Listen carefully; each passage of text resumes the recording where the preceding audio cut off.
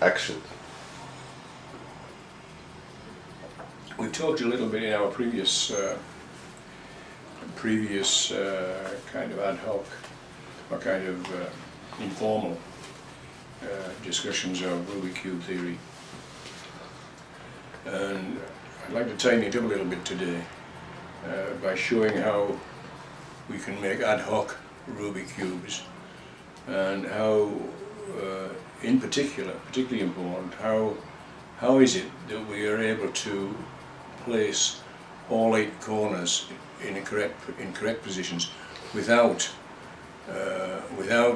upsetting one that we've already placed. The great difficulty I had originally was that every time I tried to solve the corners, I would finish up knocking a previously correct one out. So we had to find a method of visiting all the corners, placing them correctly, and not upsetting earlier correctly placed corners. So let's have a look. First thing is, I think I showed it in an earlier model, and I'll show you again how to do it. The first thing that I'm short of wire. I'll just reuse this stuff. The first thing we do is to form a cube, an exact cube or cuboid. It can be a brick-shaped thing. It can be shaped like a brick, or you can see I'm forming a cube here, and I'm very carefully trying to make each corner as near as possible to a right angle. Can you see this okay? Aluminium, I've used aluminium and copper. I also used steel, I think, once, wire. And aluminium and copper are very good. Both are very ductile, easy to bend. Of the two, copper is tougher. It's very nice to work with copper. You can see I've got a bit of copper in there.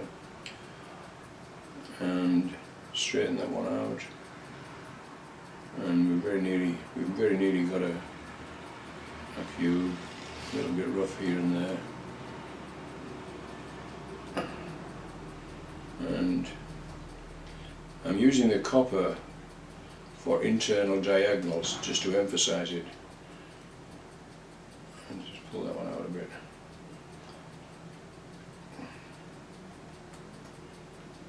And with copper, if it starts to harden, it's very easy to anneal. You just heat it up to red heat, quench it in water, and it'll be soft and workable again.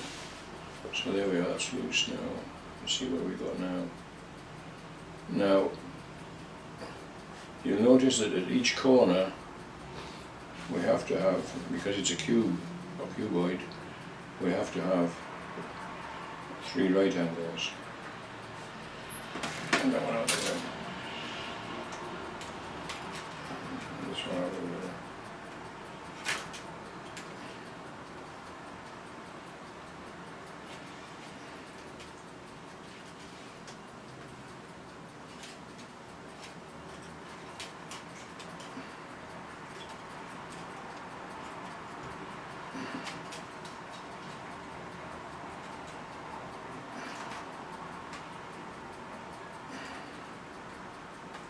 What's happened to that one?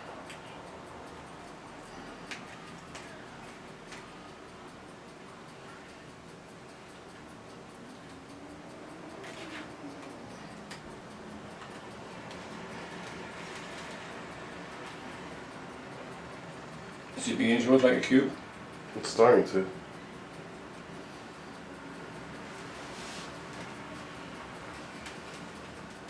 We'll find out also that to build up a cube, to build a Rubik's Cube of arbitrary size, we have to be able to tessellate. That means tile. They have to fit together. So we can make a Rubik cuboid like that. 6x2.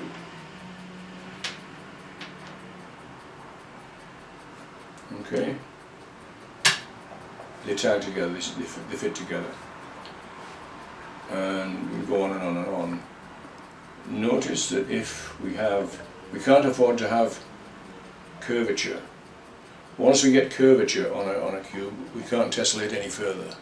It's impossible to go further. So once we get to decide to stop, we could then put a nicely curved surface, a dome, on each face, and that ends the story.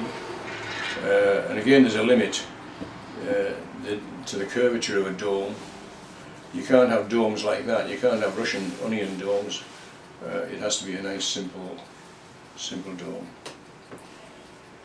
So let's continue with this a little bit further, and then I'll explain it.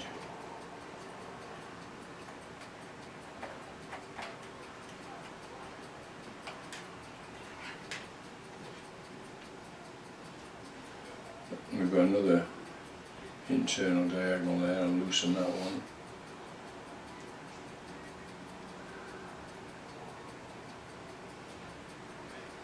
If I can.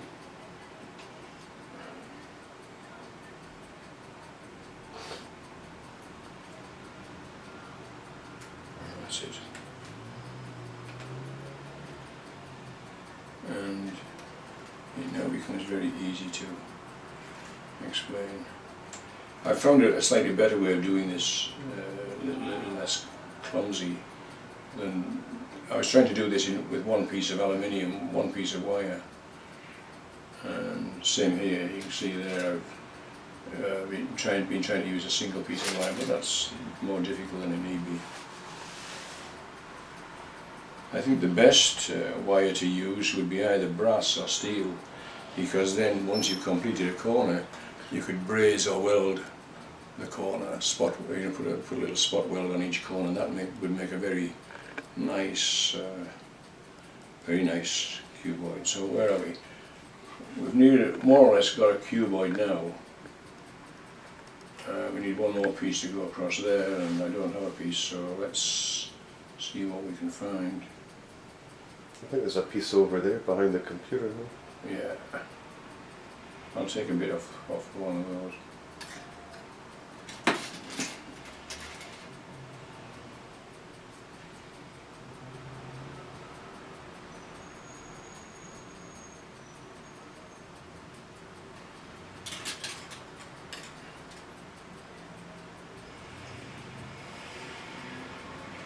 If you're doing it this way, you've got to be careful you've got to lock the corners.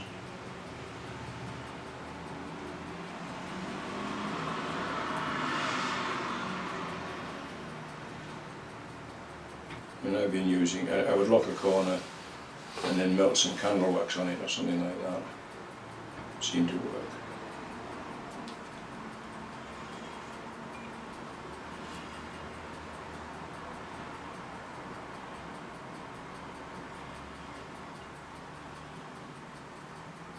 And there we are, we have our cuboid.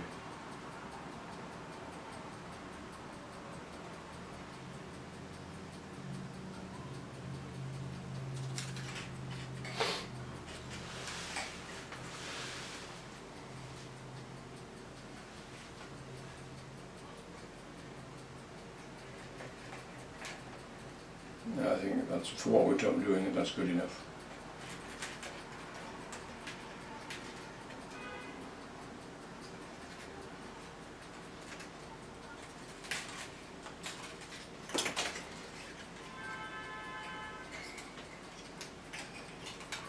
What happens here?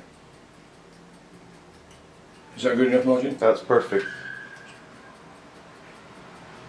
Right. We now have a cuboid, that's all. What we're going to do is see how is it possible to visit all the edges, all the corners, without upsetting the others.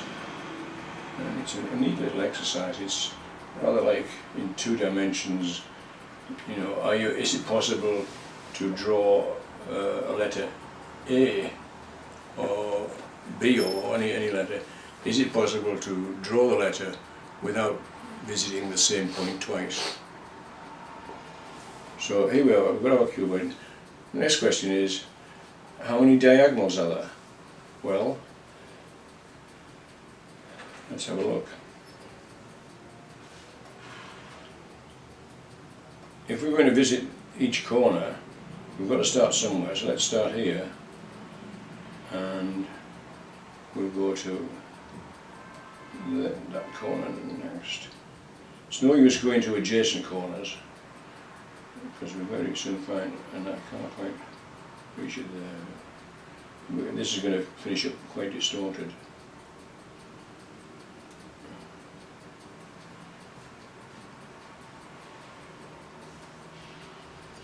Alright, we've got a diagonal there. Oh dear, oh dear.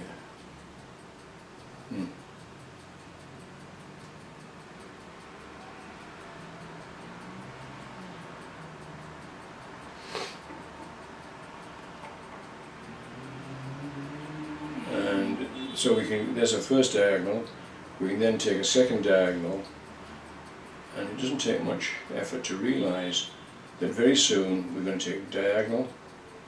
This is why I called it zigzag, by the way, earlier on, the zigzag thing. Zig, zag, zig, and we're back where we started. So when we get, once we get to here, we've got a problem. How is it that we're going to avoid hitting this corner when that's where we started? So let's find a bit of wire and we'll see what happens.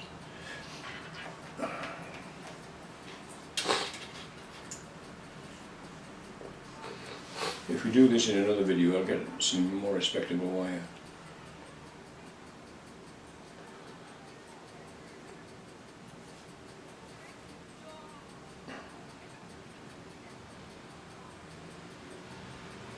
Okay. So where do we start? Zig.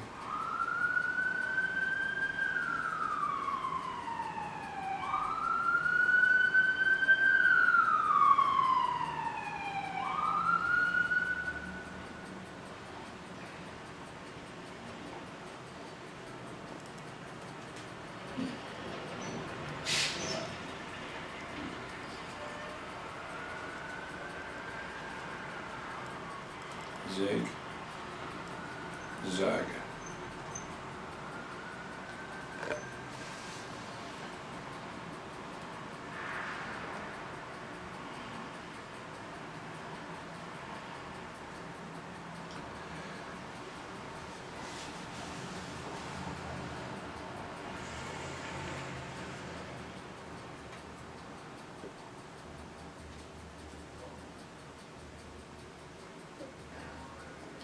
So there we are, we've got, what have we got? Zig, zag,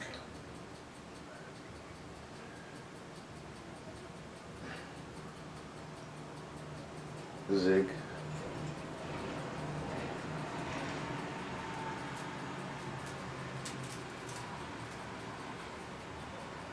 we've got zig, zag,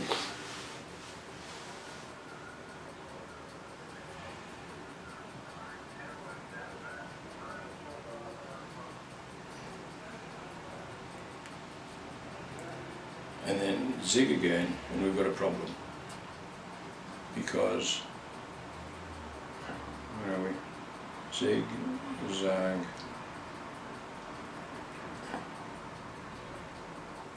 zig,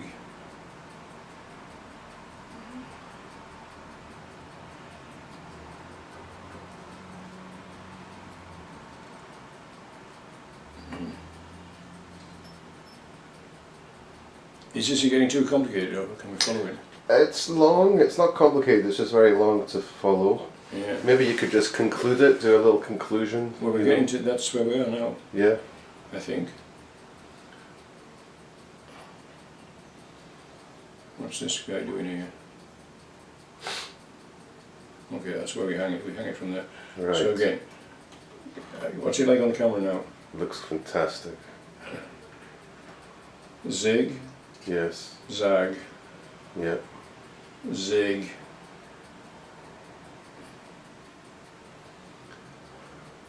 That's interesting. Fascinating. We shouldn't have been able to get that far. Amazing. Okay, where we're getting to is this, is we're very soon going to, as we zigzag, zig, zag, zig, zag, and when, yeah, there we are. Zig.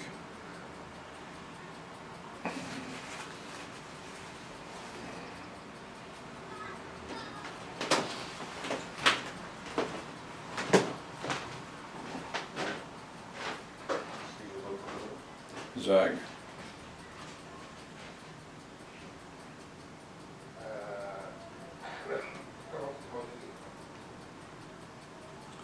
And as we get to this point here, we can see the zigzag now. Zig, zag, zig, and if we go there, we're back to where we started, and we knock out one of those nicely completed corners that we started with. And the only solution now is to cross over, take an internal diagonal. By taking an internal diagonal, comme ça. We should have done some of these videos in French, I think, since we're in Quebec. We take an internal diagonal there, and our cubes become rather more distorted than I would like it to be. And there we are, we've got an internal diagonal. Now, by taking that internal diagonal, whoops,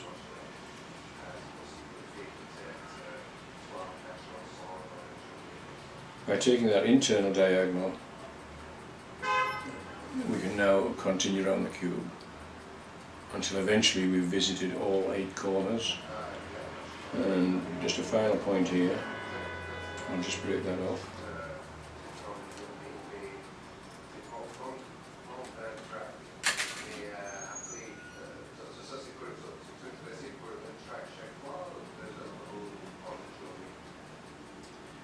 And at this point here we can ask ourselves a question about internal diagonals.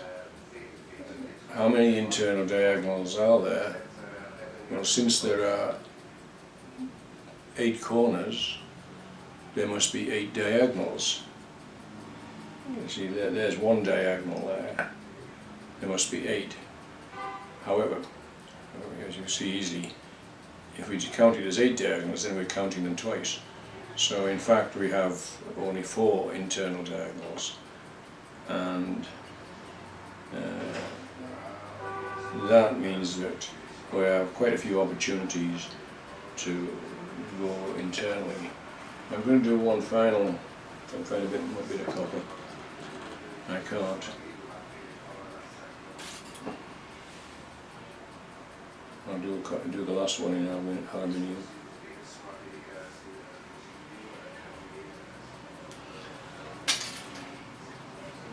And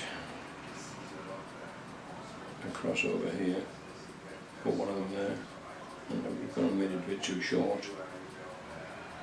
I'm going to do this again so it's a bit more respectable.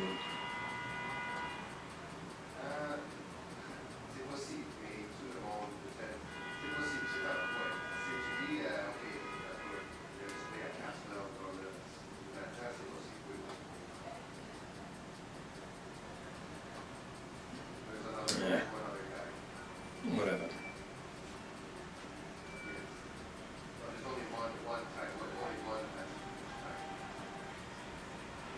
And there you can see we've almost got another dial. But one fascinating little point about it is that we see that the internal diagonals cross over, they touch each other at an internal point